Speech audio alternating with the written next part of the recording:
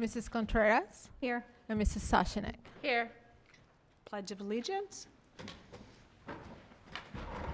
I pledge allegiance to the flag of the United States of America and to the republic for which it stands, one nation, under God, indivisible, with liberty and justice for all. At this time, we'll observe a moment of silence, please.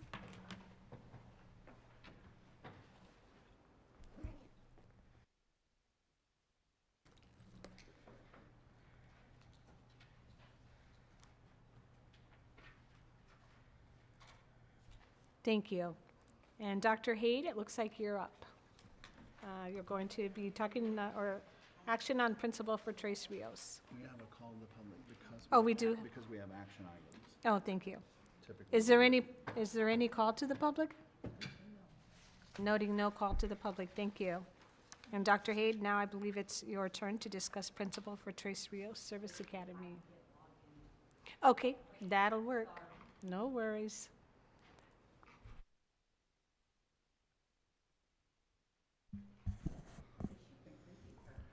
I'll start out, Madam President, by letting the board and the community know that we became aware this spring that the current principal had made arrangements to move out of state for family reasons and was going to resign his job.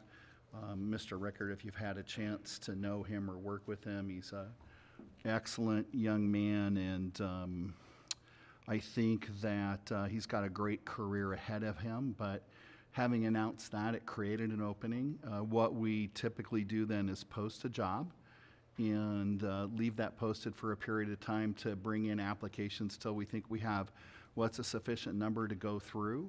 We do a screening process where a team of people will look at the application and look for relevant experience and credentials, and then we apply kind of a point system to that to sort those applications out between who has the greatest experience, greatest credentials. From there, often what happens is we'll do screening interviews, because people, when you meet them, sometimes present a little differently than they look on paper. And that allows us to narrow the candidates down to a final group, and has been the tradition in Littleton. We do what's called a community interview process, where we bring in people from the school community and the district who will be working with that person. They take turns answering questions, writing notes, and providing feedback to HR about which candidates they think would be the best fit. From there, that material is compiled in HR. We go over the feedback from the community and essentially try to select a person who will enter into a conversation with, checking their references, making sure there's not any information we missed and those kind of things. That really is a typical process, and I think fairly representative of what we did with the principal opening at Tres Rios this spring. And if I've misrepresented that at all, I'm sure Dr. Haid will be able to correct me if her computer is up and running now. No, this is a well-oiled machine here. Thank you very much. So this evening, the administration is recommending Miss Amy Rendon as the principal of Tres Rios Service Academy for the 2022-23 school year.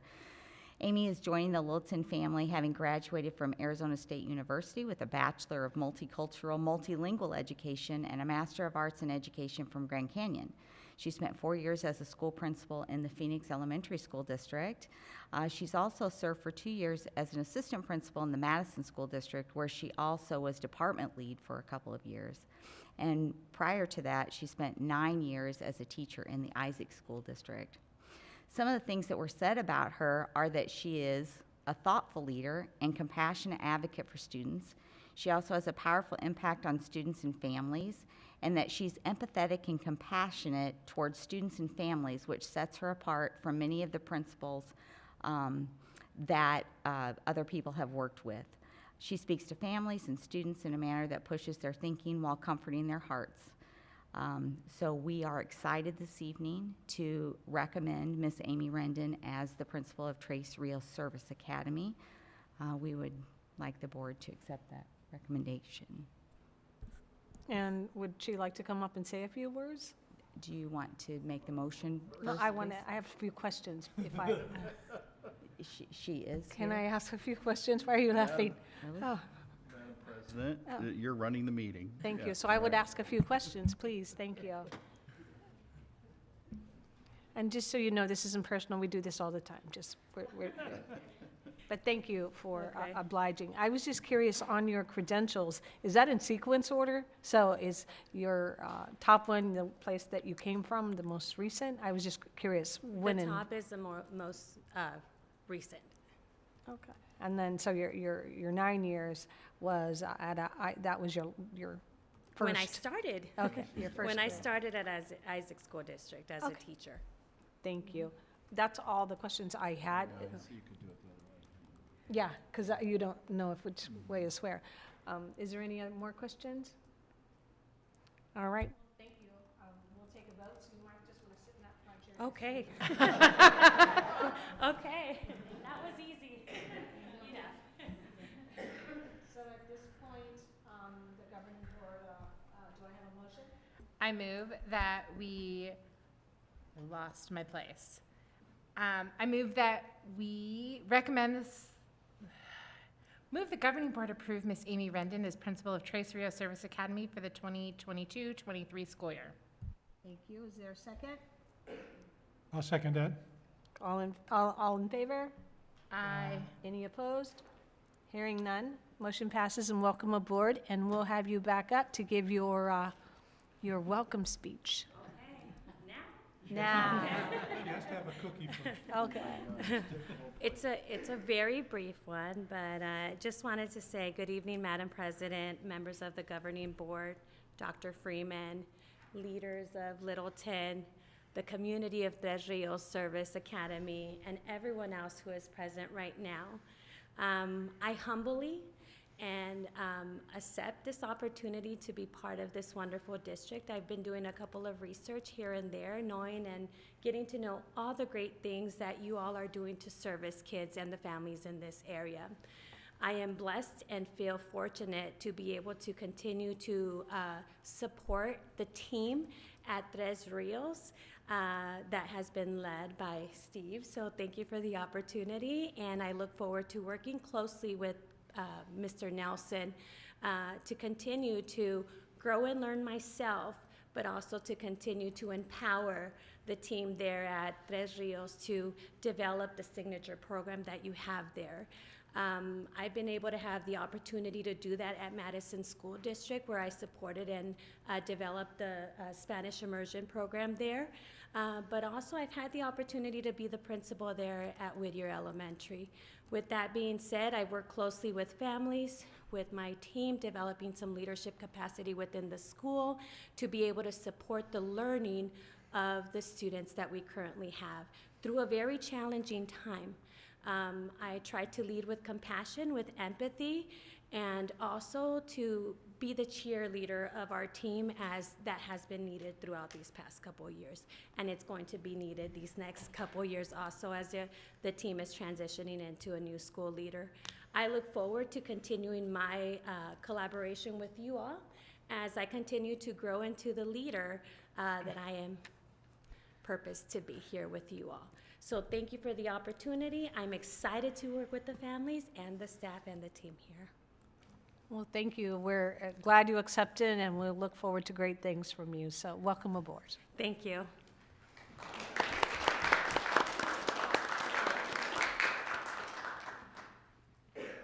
All right, so Mr. French, we're moving on to you to talk about bond debt financing. Thank A you, great President. topic. It's riveting. Thank you, President Reyes, members of the governing board, Dr. Freeman, Littleton community. This evening, I'd like to introduce Mark Reeder from Stiefel, who will be presenting information on the district's bond authorization and potential upcoming bond issuance from the November 2nd, 2021 election. Mr. Reeder will provide an analysis of the assessed valuation of the district, the tax rates, and how potential issuance would affect the secondary bond tax rate as well as the forecast of interest rates going forward. Mr. Reader, I'll give it to you. Thank you. Thank you, Mr. French. Madam President, members of the board, good evening. As mentioned, Mark Reeder with Stiefel, and I've had the privilege of working with your district for, I don't know, about 20 years on your bond issues, and I've really, really enjoyed that. So wanted to congratulate you on your successful bond election last year. We know that's not easy, and you did a good job on that. So we've been working closely with staff in our preparations for selling the bonds, the bond monies of which will be used for the purposes, as you're aware, as outlined in the voter pamphlet and on the projects that you're familiar with. So we've been asked to expedite the sale of the bonds, and I think, is there a clicker there, Ryan? Or, oh, thank you. Thank you very much. So the purpose of this evening is to bring you up to speed on kind of what our plan is, and we have a little PowerPoint presentation which we trust is helpful. This is kind of a busy graph, but I think the good news is on the right-hand side of your chart, where your tax base has grown significantly, as you can see up there on the right-hand side. I think you're up 12% this year.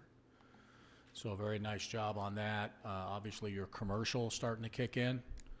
The rooftop development has been pretty amazing. I had the opportunity to drive around your district before I showed up, and the growth is really phenomenal, as you know. So good news on our tax base on the right-hand side.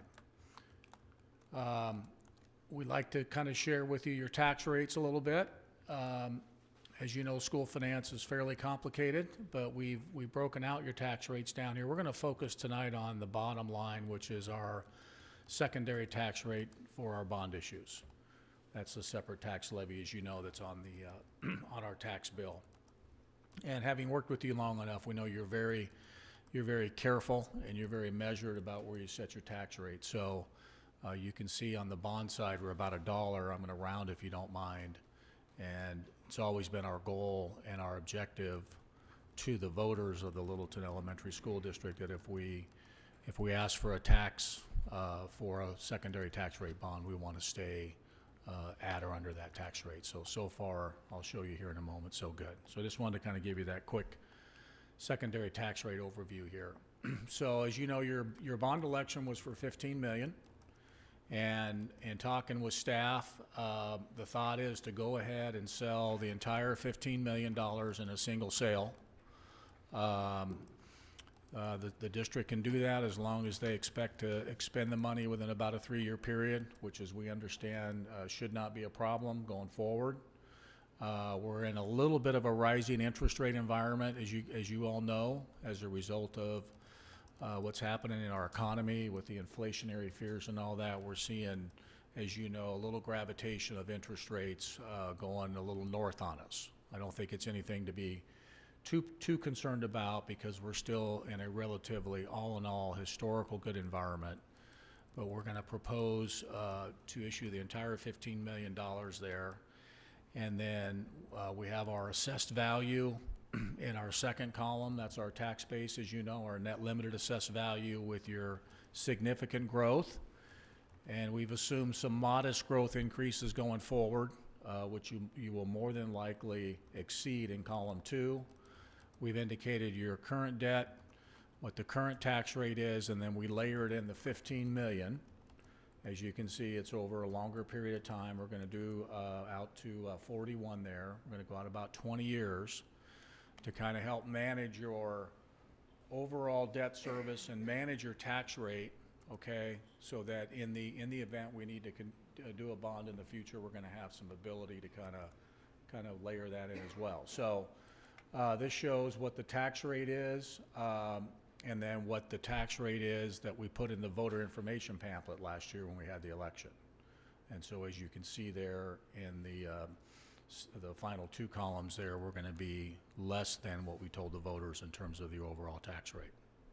Okay?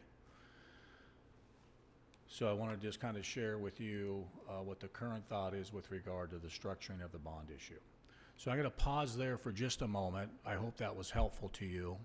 Any questions with regard to maybe how we're proposing to sell or structure the bond issues for the board? Any questions? I have just one. Yes, ma'am. So if you're projecting to 2040, if I'm understanding the estimated debt service, how do you come up with an estimated interest over such a long period of 4.25? That seems, I mean, I get it over an average, but how do you average out that far in advance? Well, when we think that number's going to be high, really hoping to get you in the threes. So That would be please more bear logical. with me on that. If Dr. Freeman and Mr. French have their way, they're going to force us to get down in the twos. So we understand low interest rates are really important to you. So we put an average in of 425 because we wanted to be conservative. We kind of used some current interest rates based on some comparable recent sales, things of that nature, and wanted to give the board really a conservative. So we're hoping that, I just pulled up a chart anticipating a potential question on that. You know, when we average them from 1 year out to 20 years, right? Because we'll use an average, as you mentioned. You know, we came up with kind of a conservative 425. My guess is at the moment we'll be in the higher threes. And so we'll work really hard to, when it comes time to selling the bonds, which obviously is our job, to sell your bonds at the lowest interest rates. We'll do our best to.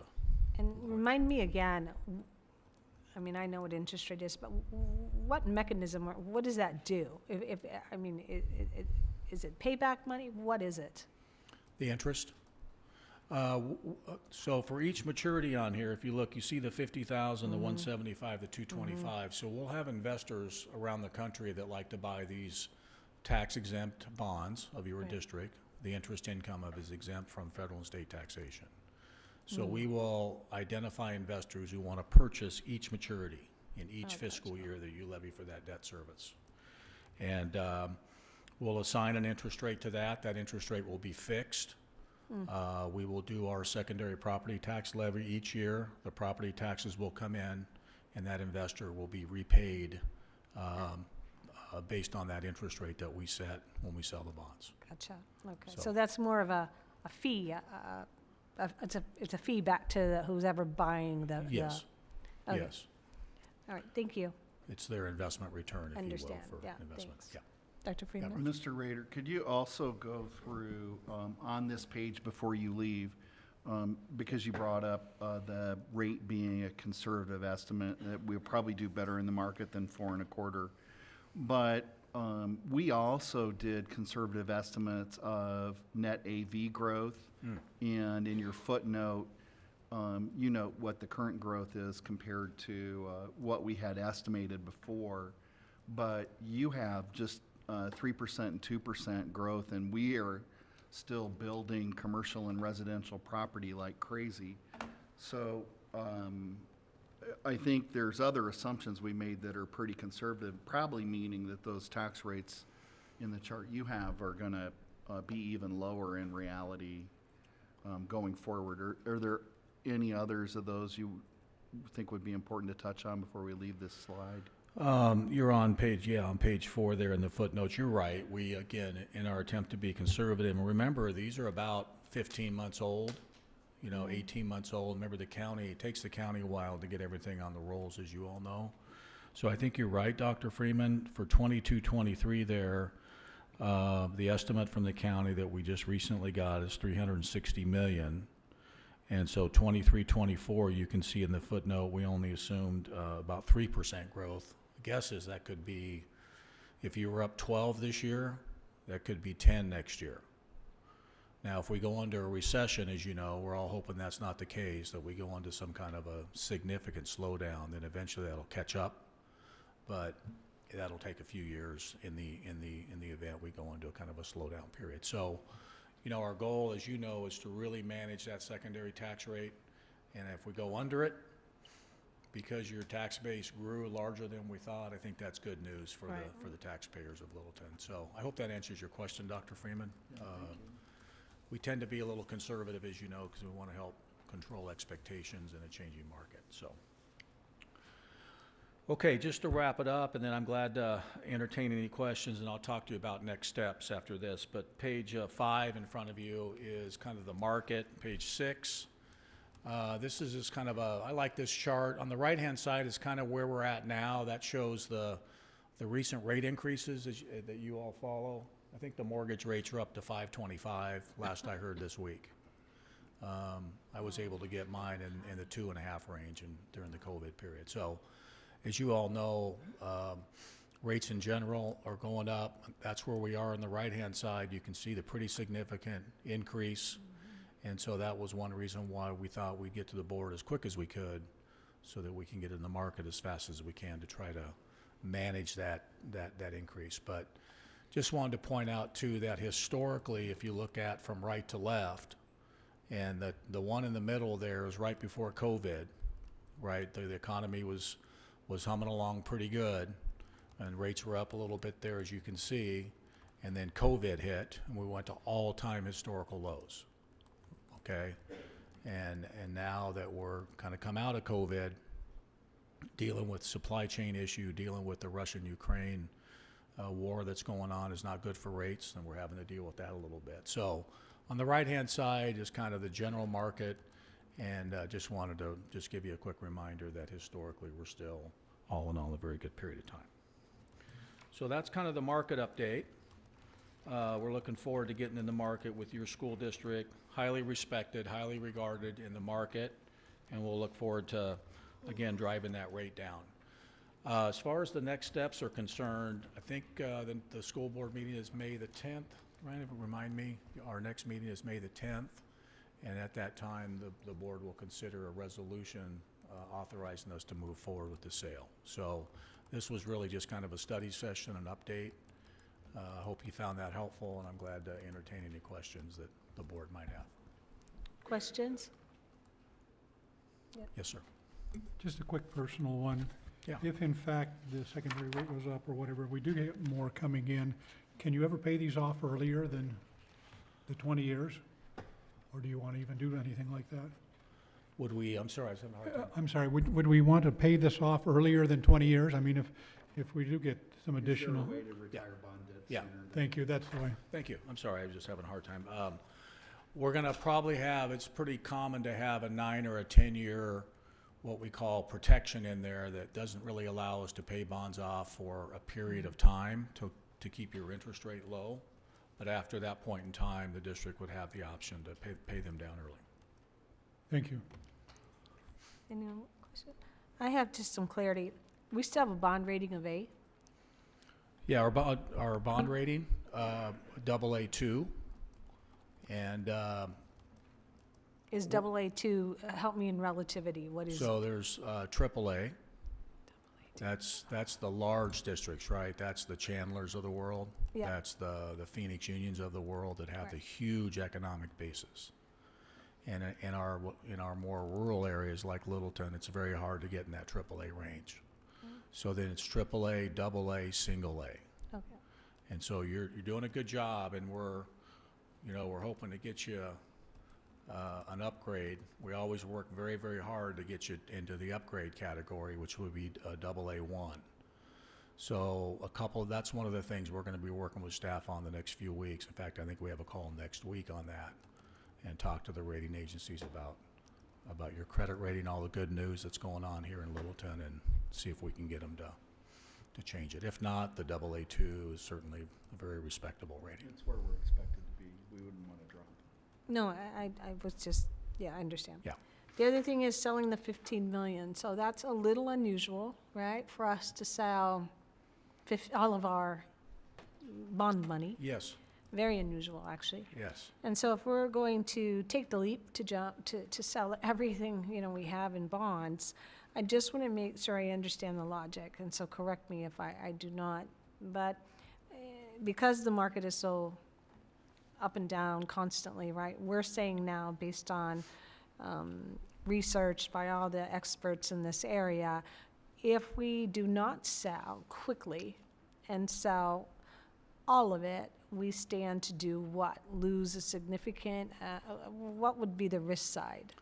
Okay, so I think your question is, let's say instead of 15, we sold 10, Right, and we would wait to sell the other 5. yeah. And we talked to staff, had good questions in that regard. The risk is we would come back a year from now, maybe 18 months from now, and sell the other 5, right? Our risk is that interest rates over the ensuing 18 months would rise on us. That would be costly to the district, right? And then, of course, every time you sell bonds, there's some duplicative costs, because we have to pay the rating agency again, we have to pay the bond attorney again, you know, all those fees. So, you know, we're thinking that would probably cost another $40,000, give or take, for a second sale, so we'll save that. So the thought was, since we think you can spend the money within the 3-year period, our tax rate is at or below what we told the voters, we could save some costs of issuance, and we think we'll save some interest costs if we believe that rates are going to rise. So we had that similar discussion with Ryan and Dr. Freeman and staff, and came to the conclusion that it probably makes sense to go ahead with the full authorization. Okay, in just a second to that. So we sell them all, what could happen? What would be the downside? What's the worst case scenario? We sell them all, which I don't ever remember us doing that. Do you, Dr. Freeman? Madam President, members of the board, in the past, we've staggered scales to manage our tax rate, and because when we built Fine Arts, we hit a capacity threshold. Oh, that's So unlike charters and other people, our ability to borrow is regulated by the legislature as well. So we've always managed multiple factors. In this case, one of the things that we looked at with our consultant, Mr. French's, we think, and this is a conversation we had with the board a couple months ago, we need 12 million to finish LMR, and we'll be writing that out in the next 15 months. So that would leave only 3 million to sell in the next sale. And then we looked at what the cost of that would be with the attorneys and the fees and all that, and thought that was a disproportionately high cost to a small sale. right. Like if we were doing 7 and 8 or Understand. 10 and 5, it might make more sense. No, that's good. I had and, forgot 12 million was what we needed, so Yeah, that totally and we're answers just that. more concerned about the market and getting this money in the bank before rates rise. I think, you know, there is a potential that rates could drop again, but probably that'd be more long-term than near-term. Of course, if we had crystal balls, we'd all be rich and not volunteering our time. Yeah. No, thank you. That, I had forgot the 12 million, and that answered that question. Because 15 million sounds like a lot to spend, but when we already know 12 is gone, it's not so much. Maybe one more positive is get out ahead of the supply chain costs, to the extent that you can get things ordered quicker, faster. Especially since we have a commitment for In the that. current environment. Yeah. Hopefully, there would be some savings there on the construction side of the equation to stretch your dollars out, so. Well, thank you. I appreciate you explaining it. Thank you very much. I'll look forward to seeing you on the 10th, and as always, nice to visit with you. Thanks for having me. Thank you. Mark, one last question. If we get this resolution on the 10th, how quick do you think we're in the market? Does it take about a month or more or less, or? We might be in the market the next week. Oh, wow, all right. Now, the 10th is, what day of the week is that? Tuesday? That's a Tuesday. We could be in the market the same week. All right, so So we're gonna we're- need to do some work on underwriting to get ready for that? All of the, Yeah, I'm okay. gonna hand this to Ryan right now, so we can prepare for that. Thanks. All right. Okay, good night, everybody. Thank you. Thank you. So next, Mr. French, the Clinton IFB School Roofing Award. Thank you, Madam President, members of the governing board, and Dr. Freeman, Littleton community. This evening, I'm recommending the board approve and award the invitation for bid for the Quinton Roofing Project to Progressive Roofing. The award of this contract under the IFB resulted in awarding a single low and responsible bidder to complete the roofing replacement. If approved by the board, the information will go to the School Facilities Oversight Board to await funding. The winning bid was for $1,891,900. And at this point, I'd be happy to answer any questions that you have. Is there questions? Okay, hearing none, I'll ask for a motion. I'll go ahead and move the governing board approve the award of invitation for the bid for the Quinton Roofing Project to Progressive Roofing. Thank you. I'll second. Thank you. All in favor? Aye. Any opposed? Hearing none, motion will pass. Thank you. At this point, it looks like we are going to discuss the standards of board practice, our annual board goals, and board member engagement. So with that, I'm going to open it up so we can talk about these things. And really, we're looking for just some feedback, discussion, and then we'll move kind of looking at how we finalize those. So I will open it up for conversation.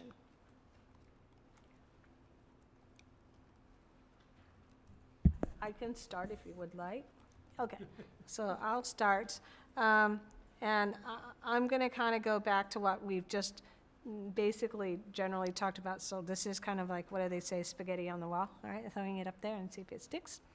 I know one thing we had talked about getting more commitment is getting out and about in our community. So I see that as one of our goals. We want to be more active.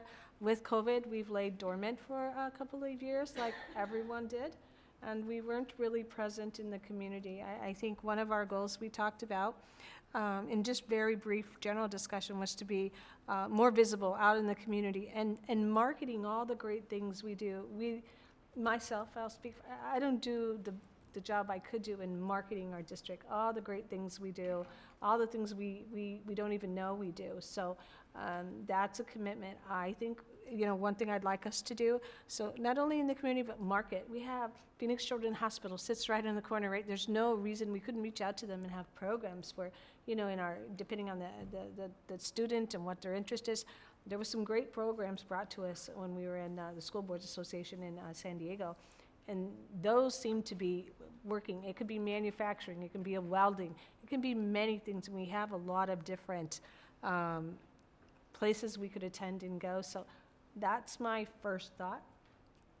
And then my second thought was we want to be more visible in schools. We had talked about we wanted to institute a visit again to the schools and meet with staff and just figure out how we could help them do better at whatever it is. So we definitely talked about kind of wanting to do that. So that definitely maybe would be one of our goals. I'll leave it with that and open it up for more discussion. Mr. Nelson, I can see you want to talk, so go ahead. Yes. I would just say why people are thinking, attached to the item tonight is the goals you had before, which was self-evaluation every other year. You're on track with that. You've been doing that. And it probably would be good, I think, maybe to reflect on some of that data a little more. I think we maybe have passed over it pretty quickly. Okay. Professional development had been lacking, and it was COVID, and I think it was hard for everybody. I think the members I talked to that went to the national conference were excited by going and what they learned. It is tough to carve out time for that, with your job, your family, and everything else, to set aside some pro-dev time. So that's a big commitment. I think it would be good, to be one that you guys made together instead of a onesie-twosie thing, because I did notice that the benefit of debriefing and discussion after you had some common learning seemed to be really valuable. The sessions that you committed to quarterly, this is one of them where we're having some discussion of members where there's really no pressure to take action or make a decision, but work on yourselves as a team. And then school visits with the things that we put on your calendar for things going on. And I think visiting schools, for instance, one of the times it would be really great, maybe in pre-service, welcoming people to some of the things that are scheduled, and maybe going out for teachers in pre-service and introducing yourselves as board members, especially for our new people who are coming on board, meet the board kind of things. Those are just some of the things I thought about. They already fit with your 4 goals. So Ms. Sillis has added some of the metrics and progress on there. So, I think there's room for growth just in the goals you have. I don't know that you need to rewrite them or add any more, but Well, I And- think we and- can add some of the pieces that maybe we want into some of the goals we have. And if that's what you're saying, I agree with that. So we do have the goals listed. The self-evaluation is something we've committed to just based on strengthening our self-evaluation tool. So is there any change with our goal one of the self-evaluation tool? And there we set it and we look to always improve our performance and stuff like that. Is there any discussion, more discussion on that? We conducted our last one on July of 2021, so we're definitely coming up on a year. That's what I was gonna ask, is there a plan for us to do this self-evaluation tool again this July? I can't remember, I think we did every 2 years? Is what you said, biannual, yeah. Okay. It gives time for a little bit of growth and change in between. Well, and I think some of the logic to that, as board turns over, and every board turns over based on it gives an opportunity for any new board member just to get acclimated without worrying about setting goals. So I think that, now that you say it, that's one of the reasons 2 years it came into play.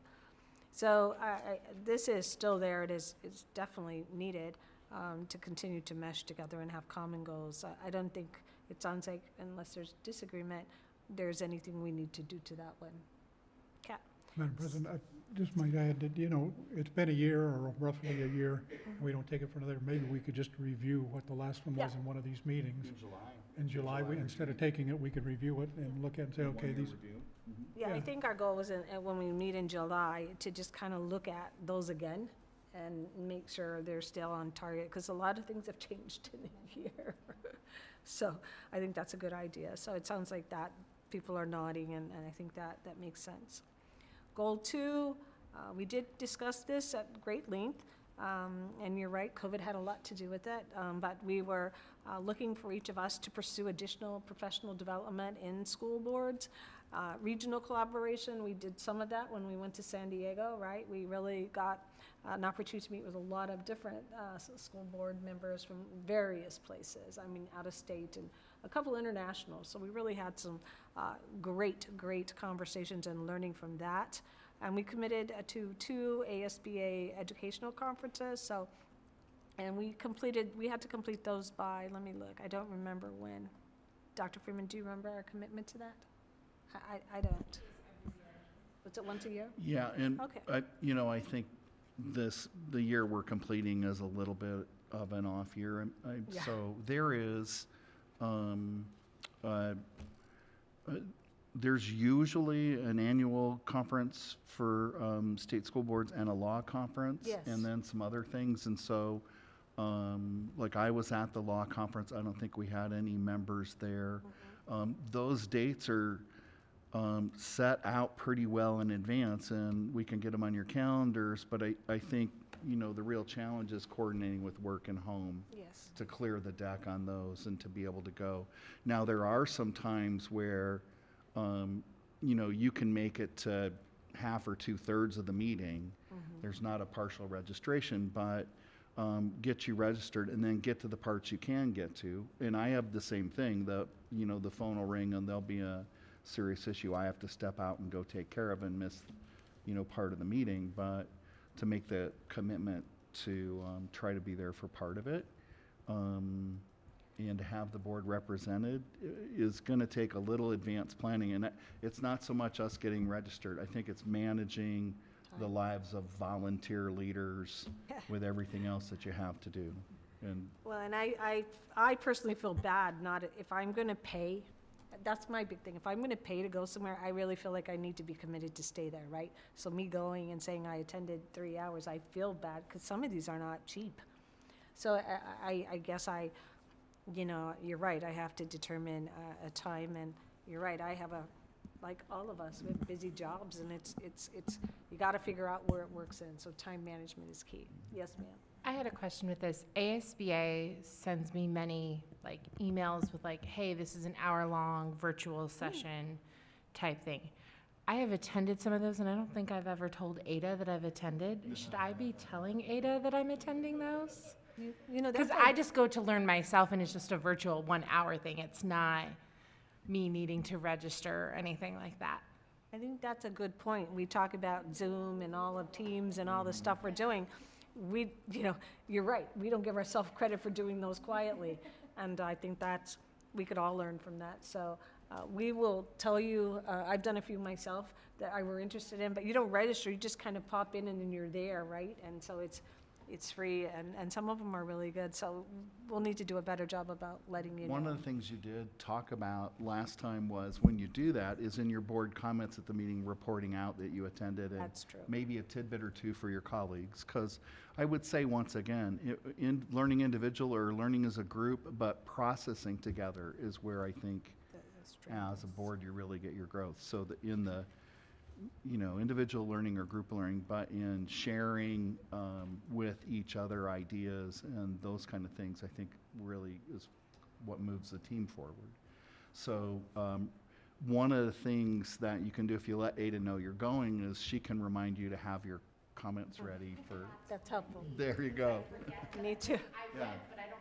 She's very organized and she's a really good helper. And I greatly appreciate that. She does a good job keeping me on task. But thank you. That is a great reminder. I just don't think about it, right? Because you don't tell anybody, you just jump on. Yeah, they come easy. So, okay, we'll do a better job at giving ourselves credit. Our quarterly basis for our study session, I don't remember when our last one was, to be honest. Oh, this is what this is considered? Okay, We great. just added action to it Oh. because things are moving so fast. Okay, well, that takes care of that. Thank you. All right, Next so. one's July to All right. review data. Thank you. Appreciate it. And then, so participate in addition to board meeting, minimum of 2 school or district events. I think that goes back to that community involvement and other things we talked about. So that kind of touched base with the prior conversation of, And we have all of you at the groundbreaking and promotion ceremonies. yes, that is true. So be sure to be there. Yes, we will do our best. Yes, we will do our best, so thank you. And that is definitely something we're committed to continuing to try to get out and do more. There are lots of fun things happening. I think there's another musical, is it this Friday? And they do the junior musicals, which are, it's kind of what you might consider, it's a kind of a famous piece, Beauty and the Beast, or what's the one this year? The what? Matilda. Matilda. So it's Matilda Junior, so it's shortened, the sets are simpler, but the kids are just darling, and they work so hard to get ready, and so that, it's fun, and I don't think we charge admission. Do we? Yeah, so it's free too. Bring the kids. So, we'll ask for me, if you'll remind me. Thank you. I need that. Yes, sir. Just one last thing. I know a piece of paper in my hand is something that works a lot better than trying to remember it. And Ada does a good job of updating these goals, maybe on a quarterly basis. We could either have them here with us, Ada, or you could send that sheet to us just as a reminder that we may have forgotten something and we can get back with you or whatever. That's an excellent opportunity for us to look and say, okay, well, I was at this one but forgot to tell you. So at least, that one with the goals of what we're attending, on goal number 4 right there, what we're attending, what we've been to, and then maybe on a quarterly basis, if you could send that out to us just as a reminder or an update, that would be helpful. I like that. That's great, because some of these I can't remember. I just can't. So I appreciate that. Any other feedback, concerns, questions on our goals? Hearing none, that is just a discussion item, so there's no action needed. So with that, hearing nothing else, we'll move on to item 11, which is also a discussion. And that was lessons learned from the National School Boards Association, which was the conference we talked about. And we were excited, all of us trying to talk at the same time about different things we've learned. But there were some really good things, and I know we each attended many times different classes. And so Amy, do you want to start and talk about some of the things that you walked away with? So something that I found really interesting, and I was a little bit disappointed in myself is I went to my first session and I walked in and I was so excited. And then I found out that it was Pendergast Elementary School District presenting. And Pendergast is doing great things, but I kind of was like, I'm in San Diego to learn what the neighboring school district is doing.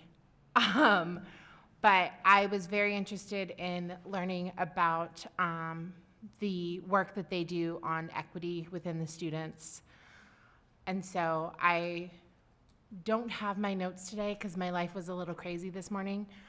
But I would love, I got information from, contact information from some of their board members to get some ideas. And then it was just great, not only learning new things, but it was, it reinvigorated me to the commitment to do this and to be on this board. So I apologize, I don't have my notes today. Those are in the other vehicle that are not here, so Thank you. that's all. And Sarah, we won't put you on the spot. I know you had a commitment, a prior commitment, so, Mr. Nielsen? Well, I do have some notes. Well, you're ahead of me. All right. I'm impressed because I'm with Amy. Mine are sitting on the dresser with every intention of sharing them, so. No, I think we all attended 2 or 3 or 4 or 5 or 6 or 7 different ones. And I just highlighted 3 areas that I was impressed with. One of them was K through 3 reading and literacy. One of the school districts over there, El Cajon School District, did some analysis on what they did for their school district and other things and found out that many of their problems with scores in the 3rd grade were the mere fact that the kids couldn't read the questions on the bubble scores. Yeah. So they were trying to figure out the best way that they could do that. And they had teachers of K through 3 spending a lot of time teaching kids reading techniques and skills and some things like that. If we're not going to read, we're not going to be able to understand. And that, that caught my attention. You know how I've kind of talked about that all along. But they just couldn't read the scores, so they put down whatever they wanted to do. The other thing that was reading and literacy. The other one was parent and family engagement. How do we reignite enthusiasm of the students to go home and share with their parents what they've learned at school? And there was an opportunity then, question and answers. What do you do with that? How do you to have the kids get excited to go home and say, Mom and Dad, this is what I learned? Or have the parents engage and say, what did you learn? Or however you can, what impressed you today at school? One of the things they talked a lot about parents. Ask parents what they think the needs are, what needs to be taught to the students. I know many times we teach the curriculum that we need, and maybe there's something that the parents really need that the kids might need some additional help with. 2 presentations that I attended spoke on creating a parent academy or a parent university. And some of the places there, they had immigrants that came in, and one night a week they would have them come in and teach the parents, the mother, whatever it is, about taking care of kids or food, nutrition, or finances, or checkbook, or whatever it might be. And it was, the parents' involvement, and I got the kids a little bit more involved. Parent engagement is not an event, it becomes a culture. We're looking at events and the things we can do to get in and do it, but we need to look at the culture there and get to know everyone in the school. So that was a little bit on the parents and family engagement and community involvement. A couple of the school districts, they were a lot bigger than we were, 20 and 30,000 students along. They had 2 or 3 events during the year where the school and the city and the fire department, or the school and the city and the police came together, and I think there was one was a harvest time, and everybody brought their stuff and had the farmer's market and whatever it was. It's just an opportunity there for everybody to get involved with it. That was the annual event. And then just a couple other things down in there. I think we've reviewed those, the bubble scores. What is more important, bubble scores or preparing students for future success? How can we minimize the gap between middle school and high school? And I know those are the ones that I thought, I'm sure there were a lot of other things, but those are the ones that I kind of focused on as parents, reading, and community. Thank you. I had a couple things. One, it reignited me why I do this. I've done this a long time, and sometimes the last couple of years it's been tough to be a board member, right? You get a lot of calls, and they're not always nice. People think this is a very easy job. It's very tough. You're making decisions. You don't always have money. Maybe there's teachers, whatever it is, and it's tough to sit here, and you do it voluntarily, right? You do it because you have a passion. But it reignited me and reminded me why I do this and why I'm so passionate about doing it. So I needed that, and that was maybe self-growth. The other thing, we agree a lot on some of our things. We'll say them differently, but I definitely walked away with a parent report card and a student report card, and I'm not talking will you grade me A to B. We many times forget that we also, there's no reason we couldn't put out some kind of report card of expectations of parents. And it's a great visual. It was a trifold. I have it setting to give to you, which I have not done that. And it was amazing. It's so impressive how they did it. And then there was a student expectation report card. So that would be easily done by taking some of their ideas and then just marketing, creating it. And it had a huge impact because teachers and parents bought into it, right? They helped design it. So the different parent committees, they help design what their expectations are, and they kind of checked off, self-check, but are you meeting your goal? And I thought that was a great tool. There was a school from California that served definitely challenged neighborhoods, and that was amazing, talking about how this was a school no one wanted to send their children to for just different reasons. Whether they were true or not, no one knows. And they ended up going to community, which would be your city that you live in, right? Going out to the city and different things, and like the Phoenix Children's Hospital, that's where I got that. And really seeing what kind of partnerships, doesn't have to be grand, it can be small scale. And then really talking about that to CEOs and different stuff.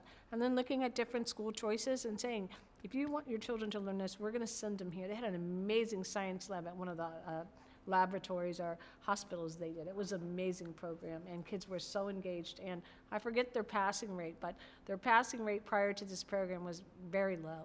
And this program, it was like a 30 or 40% increase in people that graduated from 8th grade. Pretty powerful. So I have more information on that too. So those are, and then all of the things you said, a lot of reading interventions and bubbles versus testing, and I definitely am one that can get focused on test scores. I think you reminded me of that, Dr. Freeman. And I could get focused and go down that rabbit hole, but it's really only because you want children to succeed, right? You want them to, but there was a lot of discussion about, what are scores? You should be focused on much more than scores, and so maybe I walked away just a little on that. I did hear them. So, but that's what I had, and that's what we want to share. We owe you some information, and then maybe you could look at it and see if it could be something we could quickly turn. It doesn't cost money, some of them, right? It's just a time commitment. Anything else? So this is a little, I don't know, this is, I guess, more selfish of me. That's the only word I can think of. I think if, as a board, we go to another like this type of conference, I know I would benefit more from being able to discuss in like the time or having someone else from Littleton with me, because I go and have all these great ideas, but I'm like, I don't know how that would work. And I'm someone that needs to like talk it out right then. And I think that if in the future, if we do another conference like this, maybe we need to, I guess I would like to see, like, maybe if we go in with like some kind of focus or like a few sessions that we go together or two of us go, so that we can kind of talk to each other. Because I know some of the other boards, people that were with, like, it would be 2 board members there so they could actually talk about it, as opposed to when we went to this one, we were all kind of going to what we felt we wanted to go to. But I don't know if that was the best thing for me personally, and because I had all these great ideas, but now I'm trying to think back to what my notes were, and I've pulled up the app to relook at the handouts. But I don't know if I really feel like I benefited as much as I could have, or if Littleton benefited as much by sending me. It's another time issue. Well, I wish we could have. We had time after we should have debriefed. Yeah. We didn't do that.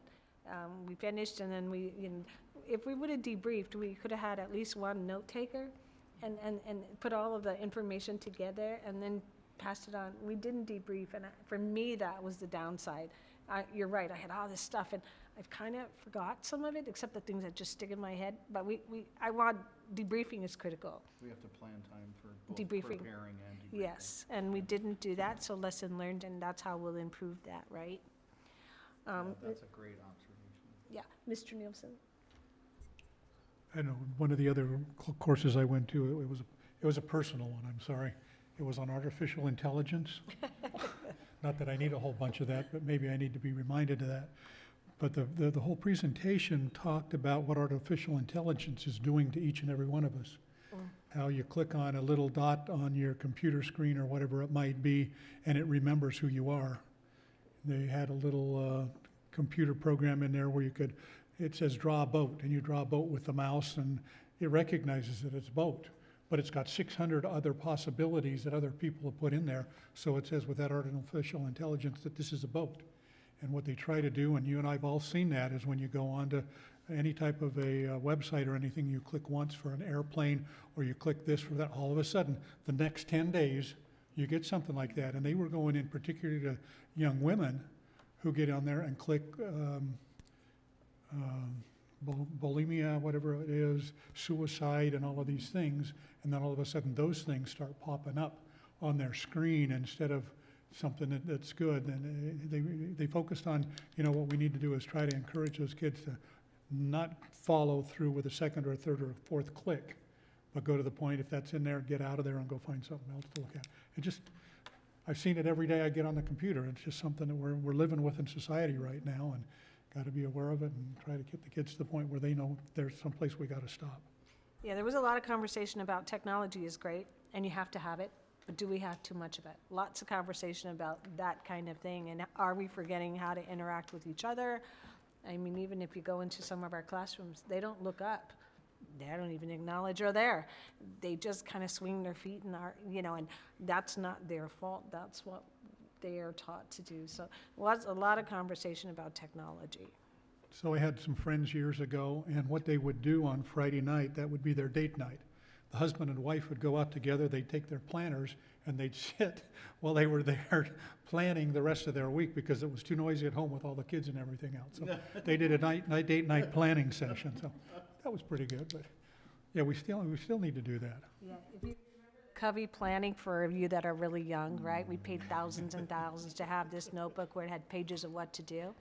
So if you remember, I had the opportunity to hear him, which was really a huge opportunity at, I think it was NAU. And it's funny you said, this was years ago, and he said, raise your daytime, right? Everything's a daytimer. Raise your daytimers, and doesn't matter if it's small. And he goes, I want you to write in there, tell me what your day looks like, right? So, most of them are people with masters in the room, superintendents, a lot of that, right? CEOs, they take them all out, and everybody's excited to talk, and you go around the table, and I was with people, I have no idea who they are, and open them up, and they did kind of at that time it was, what do you call it, overhead? That was overhead. And the one thing everybody kept saying is, I return all my calls, I come in and I talk to my staff, whatever yours was. He goes, let me show you mine. Well, this is Stephen Covey, right? So if you know anything about him, he was grand in his time.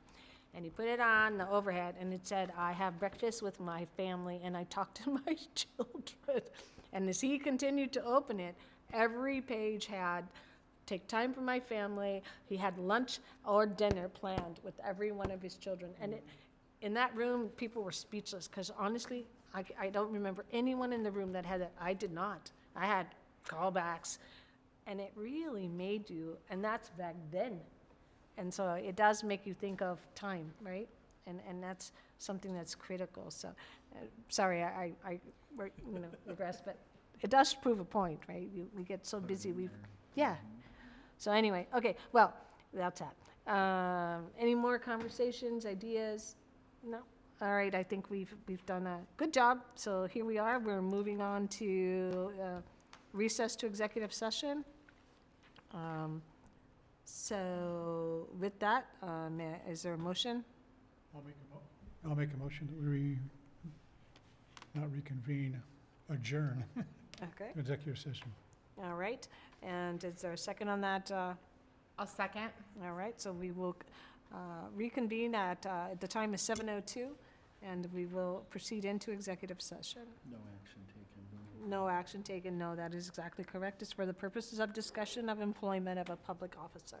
So with that, you're welcome to stay here until we come back out in the public. Sometimes it's a little bit, but sometimes you could have dinner here, so it's really up to whatever you're very comfortable with. But thank you for attending.